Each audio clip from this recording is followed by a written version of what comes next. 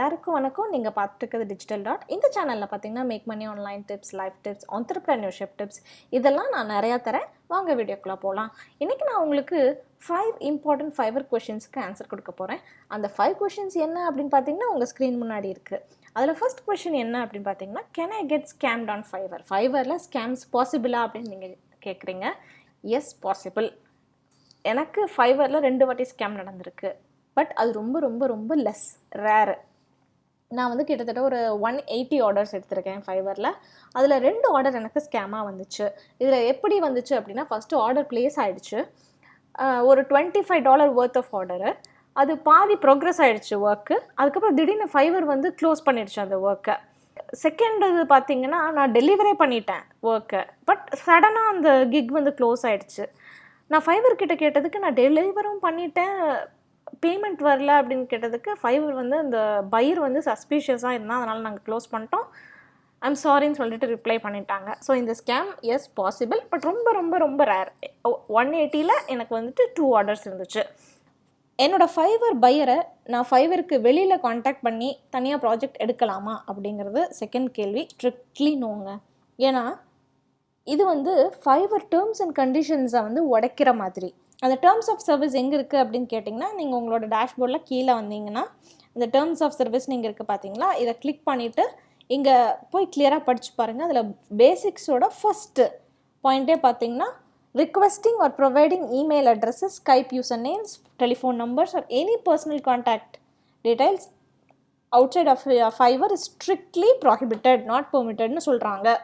நீங்கள் நார்மலாக பையரோட கம்யூனிகேட் பண்ணும்போது அந்த மெசேஜ் பாக்ஸில் நீங்கள் இமெயில் ஐடியோ இல்லை ஸ்கைப் யூசர் நேமோ ஏதாவது போட்டிங்க அப்படின்னா ஃபைவர் பாட் வந்து உங்களை வந்து அங்கேயே ரெஸ்ட்ரிக்ட் பண்ணக்கூடாதுன்னு ஒரு வார்னிங் கொடுக்கும். அதை தாண்டி நீங்கள் பண்ணீங்க அப்படின்னா உங்களோட அக்கௌண்ட்டை சடனாக without no reason Fiverr close பண்ணிவிடும். உங்களோட பிஸ்னஸ் அதோட கொலாப்ஸ் ஆகிடும். ஓகேங்களா? இது வந்து ஃபைவர் ப்ரீச் ஆஃப் சர்வீஸ்ன்னு சொல்லுவாங்க.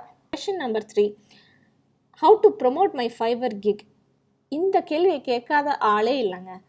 உங்களோட ஃபைவர் கிக்கை ப்ரொமோட் பண்ணுறதுக்கான பெஸ்ட்டு இடமே ஃபைவர் தான்.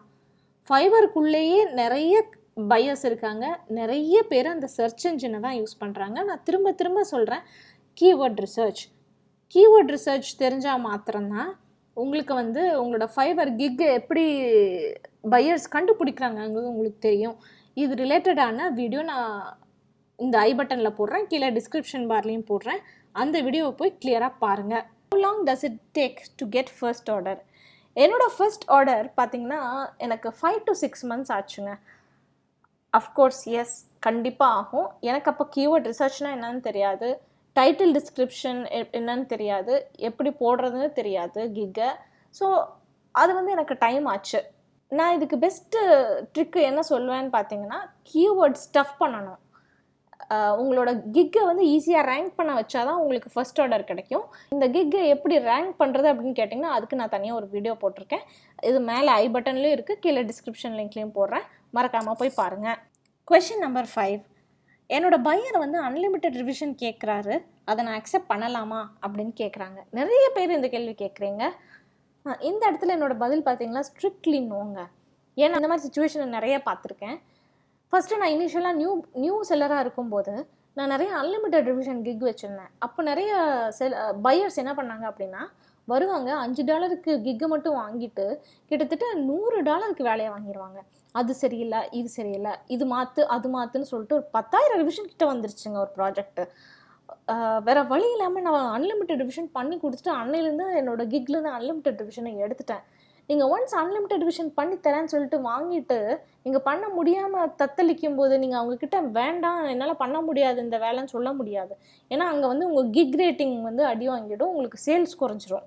ஸோ ஆரம்பத்திலேயே ஒரு கிக் நீங்கள் போடுறீங்களா, அன்லிமிட்டெட் ரிவிஷன் போடாதீங்க. மீறி போனால் இந்த சர்வீஸ்க்கு நான் 3 ரிவிஷன் ஃப்ரீயாக கொடுக்குறேன்னு போடணும். ஓகேங்களா? இந்த வீடியோ உங்களுக்கு பிடிச்சிருந்தா லைக் பண்ணுங்கள், ஷேர் பண்ணுங்கள், மறக்காமல் சப்ஸ்கிரைப் பண்ணுங்கள்.